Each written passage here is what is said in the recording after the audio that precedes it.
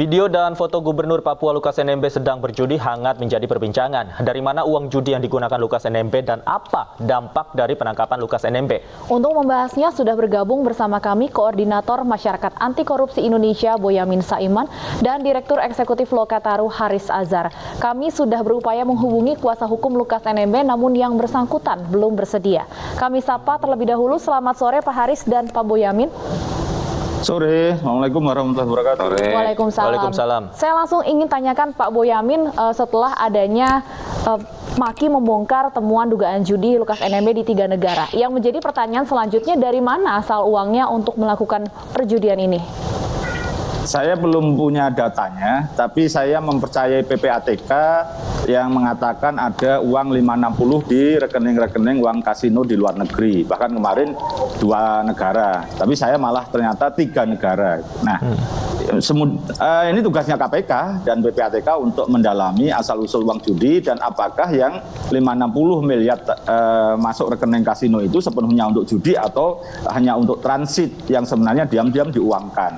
Jadi ini saya membantu aja KPK dan PPATK.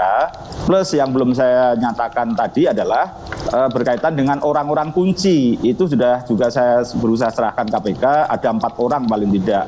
Namanya Atung alias HS. Terus kemudian ada Caroline, ada Diana, ada Tamara. Jadi tidak melulu perempuan tapi juga ada laki-lakinya. Dan itu yang bisa didalami nanti bagaimana proses judi yang dilakukan oleh Lukas NMB dan bagaimana kehidupan mulai Desember sampai Agustus itu dia lebih banyak di luar negeri, berpindah-pindah, bahkan pakai pesawat private jet itu yang selain juga ada pesawat komersil tapi selalu kelas bisnis.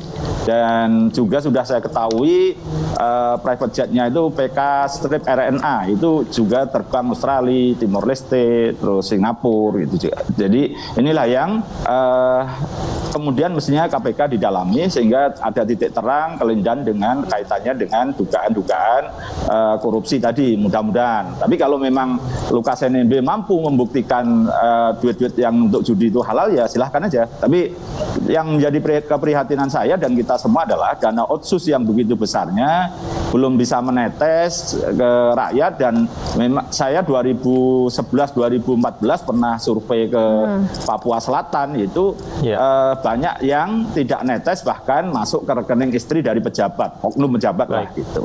Baik. Sebelum kita sampai ke dana otsus, Bang Boy, ini kan jumlah 500 lebih miliar rupiah kemudian di beberapa tempat perjudian di luar Indonesia ini kan ada indikasi jangan-jangan yang bersangkutan ini sudah pemain lama dan sudah rutin melakukan perjudian di tempat-tempat tersebut. Temuan dari Maki seperti apa? Dari penuturan orang yang di sekitaran Pak Lukas NMB sendiri yang menyampaikan ke saya itu adalah memang sudah berlangsung cukup lama permainan-permainan judi itu. Dan memang yang kemudian data yang agak besar adalah terkait dengan yang belakangan ini. Tapi itu pun rangkaian sebelum-sebelumnya sudah ada informasi-informasi itu. Tapi saya memang intens tahun terakhir ini untuk mendalami dengan bukti dan fakta itu. Baik, Pak Haris, tanggapan Anda atas penetapan Gubernur Papua Lukas NMB sebagai tersangka kasus korupsi? Ya, kalau tanggapan saya ya, ini soal yang 1 miliar kan? Iya, dugaan gratifikasi sebesar 1 miliar. Sedang berproses di KPK, ya kita lihat aja sejauh mana KPK menjalani proses kewenangan ya untuk memeriksa dugaan korupsi yang 1 miliar tersebut. Gitu. Baik, dan sebelumnya tadi sempat disebutkan oleh Pak Boyamin terkait dengan dana otsus yang besar tapi belum dirasakan oleh masyarakat. Dan pemirsa, ini juga sebelumnya telah disampaikan oleh Menko Polhukam Mahfud MD yang menyebut bahwa pemerintah telah menggelontorkan ratusan triliun rupiah dana otonomi khusus ke Papua. Namun besarnya dana otsus tidak membuat rakyat Papua sejahtera. Bahkan BPS mencatat Papua masih menjadi provinsi dengan tingkat kemiskinan tertinggi di Indonesia.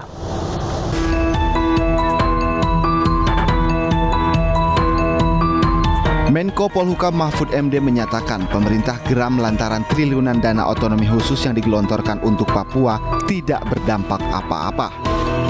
Bahkan masih banyak rakyat Papua yang hidup miskin. Berdasarkan data Badan Pusat Statistik, persentase penduduk miskin di Papua mencapai 25,56% per Maret 2022. Angka tersebut menjadikan Papua provinsi dengan tingkat kemiskinan tertinggi di Indonesia, diikuti oleh Papua Barat, Nusa Tenggara Timur, Maluku, dan Gorontalo. Sebelumnya Menko Polhukam Mahfud MD menyebut dana yang digelontorkan pemerintah selama Otsus Papua mencapai 1.000 triliun rupiah. Sementara selama Lukas NMB memimpin, jumlahnya mencapai 500 triliun rupiah. Namun menurut Mahfud, rakyat Papua tidak lantas menikmati kesejahteraan dari dana tersebut. Dana yang dikeluarkan oleh pemerintah itu selama Otsus itu jumlahnya 1.000,7 triliun. 1.000,7 triliun tidak jadi apa-apa. Rakyatnya tetap miskin. Marah kita ini. Sejak zaman Pak Lukas NMB itu 500 triliun lebih. Tidak jadi apa-apa juga. Rakyatnya tetap miskin. Pejabatnya foya-foya.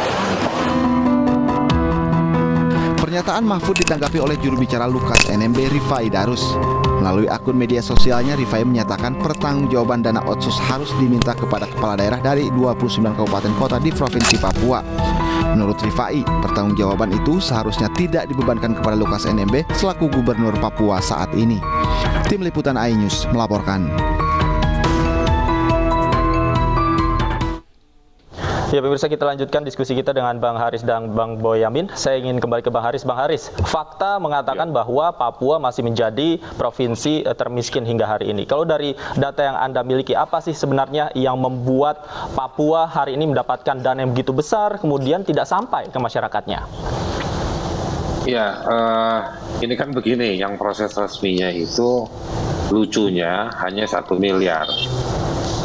Proses hukum di KPK yang 1 miliar ini lalu disambut dengan pernyataan soal dugaan korupsi 560 miliar. Tapi soal yang 560 miliar ini belum ada proses hukumnya, gitu, baru informasinya, dan jadi ini dugaan yang bukan pro justisia.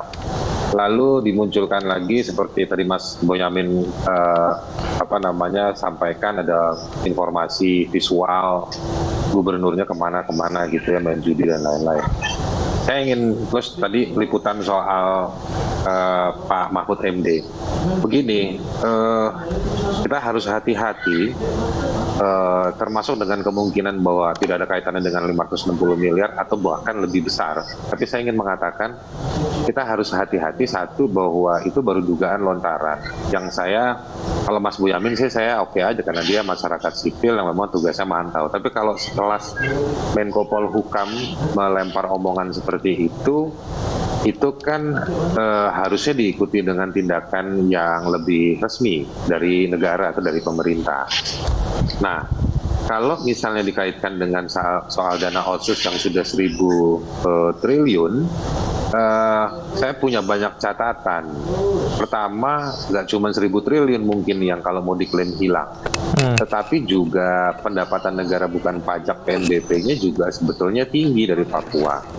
Dari dua hal itu, saya ingin membagi atau berbagi tentang informasi yang saya punya, bahwa yang menikmati duit Otsus dan juga kalau bukan orang miskin di Papua ya, karena mereka masih banyak yang miskin, kalau bukan orang asli Papua, yang banyak menikmati itu juga banyak perusahaan-perusahaan yang mengerjakan proyek-proyek APBN maupun APBD di Papua, bahwa itu ada kaitannya dengan orang Papua yang jadi pejabat atau ada di lingkaran elit.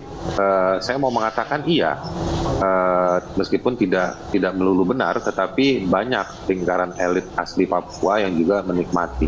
Tetapi bahwa duit itu bisa di-track, dia kembali keluar dari Papua, harusnya PPATK atau pemerintah yang memiliki kelengkapan itu juga bisa berbagi informasi tersebut. Okay. Nah, misalnya ada yang kedua saya mau sampaikan. Tahun lalu Undang-Undang Otsus, ngomong-ngomong sebelum ke sana saya mau bilang, duit Otsus itu mandat dari Undang-Undang Otsus. Jadi mandat dari Undang-Undang Otsus baik dari sisi kapasitas maupun komitmen. Maksudnya apa? Kalau kapasitas ya memang sumber daya alam Papua itu memberikan banyak kontribusi kepada pemerintah, bahkan sebetulnya bisa lebih banyak. Dan oleh karenanya dia harus berbagi, karena itu memang di paket undang-undang otonomi daerah itu ada kewajiban ke sana. Lalu komitmen, itu memang pemerintah berkomitmen memberikan dana otsus yang lebih besar.